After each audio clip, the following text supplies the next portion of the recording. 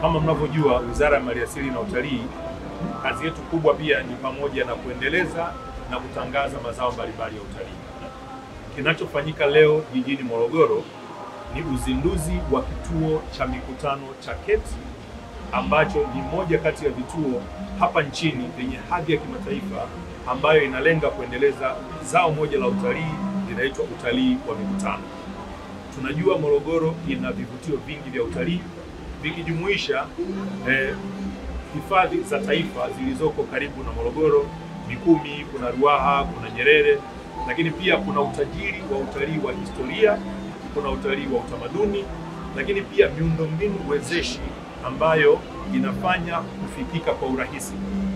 Mheshimiwa Rais amefanya kazi kubwa sana ya kumalizia treni ya SGR ambayo leo hii sote tunashuhudia urahisi wa kufika Morogoro. Morogoro ina uwezo wa kuwapokea wageni kutoka sehemu yoyote ile duniani wakifika hapa kirahisi. Kwa hiyo tunawapongeza sana wakurugenzi wa KET Convention Center, KET Hotels, lakini pia na KET Hotel and Tour Company Limited, kwa sababu makampuni yao ndiyo yanatekeleza azma ya Mheshimiwa Rais ya kuifanya Tanzania kitovu cha utalii wa mikutano. Kwa tuwakaribishe sana Watanzania wote, tuwakaribishe sana taasisi zinazoandaa mikutano mbalimbali, ziwe za kiserikali, ziwe za sekta binafsi, ziwe za kimataifa, waweze kuunga mkono juhudi za Mheshimiwa Rais za kuja hapa KET Convention Center kuandaa mikutano yao, na watapata fursa ya kutembelea mazao mbalimbali ya utalii. Na leo hii ndani ya ukumbi huu tumekuwa pia na viongozi wa taasisi za serikali. Kwa hiyo hii ni moja kati ya uthibitisho tosha kwamba serikali hii ya awamu ya 6 ina dhamira mahususi kabisa ya kuiendeleza sekta binafsi na kuiwezesha kuwekeza, kama ambavyo Bwana Severin na wakurugenzi wa KET Hotels walivyofanya katika uzinduzi wa kituo hiki leo. Kipi ambacho kimekufurahisha kwenye ukumbi na unaoto gani kwa wadau ambao wangetamani kutumia ukumbi huu? Moja kati ya vitu ambavyo Watanzania huko nje hatusemwi vizuri ni huduma ya wageni wanapokuja. Lakini leo hii mimi mwenyewe nimeshuhudia kwamba KET Hotels wana mpaka mabasi ya kupokea wageni kwenye treni ya SGR. Wameandaa ziara maalum za wageni kutembelea vivutio mbalimbali vya utalii wanaokuja katika mikutano hii. Lakini kama hiyo haitoshi, wana uwezo pia wa kutoa fursa za ajira na fursa za training kwa wanafunzi ambao bado wako vyuoni. Kwa hii kwetu sisi kama serikali tunafarijika kuona jinsi ambavyo tumefungamanisha taasisi zinazotoa huduma katika mnyororo wa thamani wa utalii. Moja kati ya kazi za Bodi ya Utalii chini ya Wizara ya Maliasili na Utalii ni kuhakikisha ya kwamba tunasimama na kuitangaza Tanzania kama kitovu tosha cha mikutano hii. Kama mtakapokumbuka, Bodi ya Utalii Tanzania na baadhi ya vivutio vya utalii vilishinda tuzo 5 katika ngazi ya kimataifa, ngazi ya Afrika. Kwa mwaka jana, Tanzania ilikuwa ndio destination bora ya utalii Afrika. Hifadhi ya Taifa ya Serengeti ilishinda kama hifadhi bora Afrika.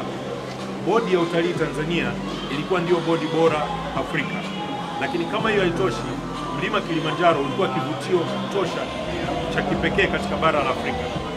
Lakini ukijumulisha yote haya, Tanzania ilichaguliwa kama the best safari destination duniani. Sasa Morogoro imeonyesha mfano. Tuna hifadhi zinatuzunguka, tumewekeza katika kumbi za mikutano, lakini pia tuna wadau ambao wanasapoti sekta ya utalii. Kwa juhudi yetu kama Bodi ya Utalii ni kuwaleta pamoja, na ndio maana Mheshimiwa Waziri ilimpendeza niweze kuja hapa kumwakilisha ili kutoa ahadi kwa niaba ya serikali kwamba tunaendelea kuunga mkono juhudi za wawekezaji kama KET kwa wadau wote wa Morogoro. Huko nyuma Morogoro ilikuwa na sifa kubwa sana za kuandaa matukio mengi, hata utalii wa michezo. Timu nyingi za Morogoro, mikutano ilikuwa inafanyika, kuna vyuo vikuu vingi. Kwa workforce sio shida. Kwa serikali imecommit na tutaendelea kusupport juhudi za wawekezaji kama KET Hotels walivyowekeza, na tutaendelea kwa huduma. Hapa kwa ujumla tunazo kumbi za mikutano ambazo ni za kimataifa kama tulivyosema pale ndani, na tunatoa huduma mbalimbali, sio tu za mikutano, lakini vile vile tunazo huduma za malazi. Na nikuelezeni wazi waandishi wa habari kwamba huduma hizi zilizoko hapa za mikutano ni huduma ambazo unaweza ukafanya mkutano ukiwa ndani ya hizi kumbi na mataifa yoyote mbalimbali duniani. Unaweza ukafanya mkutano na Marekani, Uingereza, mahali popote. Hata rais mwenyewe ana uwezo wa kuweza kufungua mkutano hapa akiwa Ikulu na akamaliza na akaondoka, watu wakaendelea kudiscuss. Mpaka sasa tuambie ni ajira kiasi gani umezitengeneza kupitia taasisi hii kubwa ulioanzisha leo? Kupitia taasisi hii kama unavyosema, kwa ujumla tumeweza kuwa na ajira za wafanyakazi wasiopungua 200. Na wafanyakazi hawa tunawalipa mishahara, na mishahara hiyo vile vile wanalipa kodi serikalini kwa kuweza kusaidia kuendesha uchumi wa nchi. Tumesikia hotuba yako ukisema kwamba mradi wa SGR ambao umeanzishwa na serikali umeleta matokeo chanya katika projekti hii. Tuambie ni kwa kiwango gani? Kabisa. Kupitia mradi wa SGR ambao tunao umetusaidia sana. Tumechachuchizika. Yani katika hali ya kawaida ni kwamba tumepata hamasa baada ya kuweza kuona kwamba tuna fursa ambazo tunaweza tukazipata kwa kuweza kuongeza utalii wa ndani.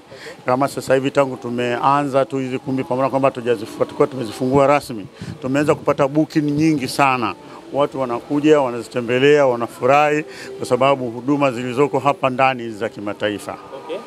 Umeeleza changamoto ya internet kwamba unapitia changamoto ya internet. Hili unaleka vipi? Labda kwa ambaye anasikiliza hapa ikiwemo Rais Samia Suluhu Hassan, unanicha kumwambia katika kuwezesha hili? Kwa ujumla tu tunachoomba tu ni kwamba watusaidie, kwa sababu kuna mambo mengine ni ya urasimu tu uliopo.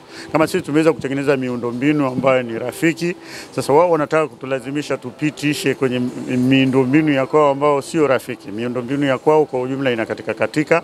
Wakati mwingine kuna sabotage zinazofanyika katika hali ya kawaida. Ndio maana tupelekea sisi tukatengeneza miundombinu ya chini. Ambayo sasa hivi tunaitumia, of course tunatumia kwa kutumia kampuni ya Halotel. Ni mizuri kabisa, haina shida. Licha kwamba tu kwenye Halotel of course kujaribu kuangalia gharama of course ya kulipa zile ni ngumu, ni ghali kidogo kulinganisha na TCL, ambayo TCL ni shirika letu.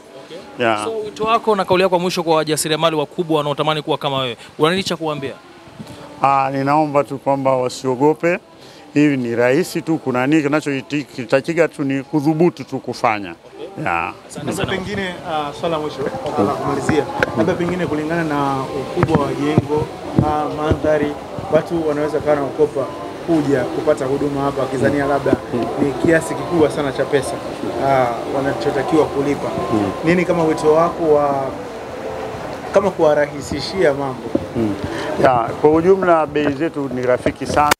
Kujaribu kuangalia kumbi kama hizi, bei ni rafiki, vinywaji ni rahisi kabisa, yani hazina tofauti yote na mitaani na huko na maeneo yanayotuzunguka.